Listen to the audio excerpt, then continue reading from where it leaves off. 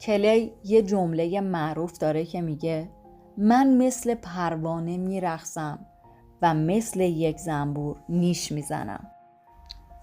جورج ادوارد فورمن و محمد علی کلی 2 قهرمان حرفه‌ای بوکس در 11 دسامبر سال 1974 مقابل همدیگه قرار گرفتند تا بعد از این رقابت تکلیف قهرمان جهان در رده سنگین وزن بوکس حرفه‌ای رو مشخص بکنند.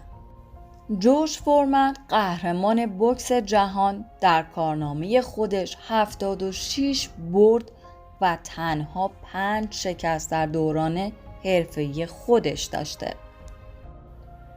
جورج قصد داشت تو این رقابت عنوان قهرمانی رو از کلی بگیره و به نام خودش بکنه، اما این رقابت اونقدر راه هم ساده نبود. کلی تو روزهای قبل از مسابقه بین مردم رفت آمد میکرد و با اونها خوش و بش میکرد. کلی رفتاری بسیار متواضعانه داشت و با این رفتار خودش رو حسابی در دل مردم جا میکرد. برخلاف کلی، جورج اصلا رفتار متواضعانه‌ای نداشت. با سگ خودش در شهر تردد میکرد و اصلا کسی رو تحویل نمی گرفت. بالاخره روز مسابقه میرسه و کلی کلی برای خودش هوادار دست و پا کرده بود.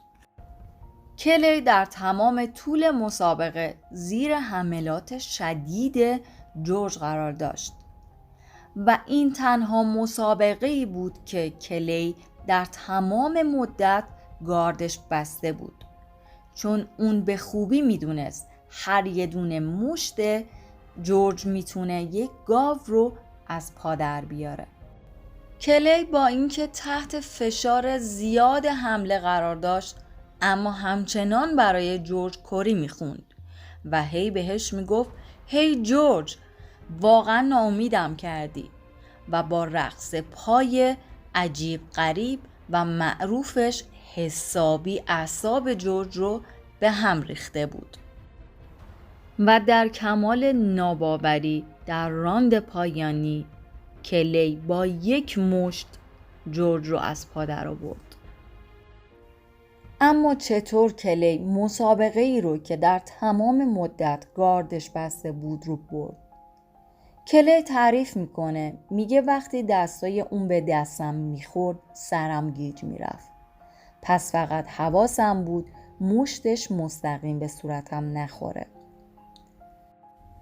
کلی میگفت در تمام طول مسابقه و این راندها که باهاش مبارزه میکردم، هر بار که میچسبیدم بهش سرم رو میذاشتم روی قلبش و نبضش رو اندازه میگرفتم تا ببینم کی خسته میشه و در راند پایانی احساس کردم دیگه داره تون میزنه و در تمام مسابقه کلی فقط یک بار از گاردش خارج شد و فقط یک مشت به اون آدم غول پیکر زد و تمام.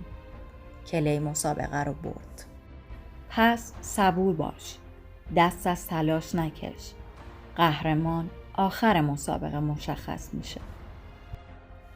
ممنونم که تا انتهای ویدیو با من همراه بودید. اگر این ویدیو رو دوست داشتید لایک کنید و نظراتتون رو داخل کامنت برام بنویسید.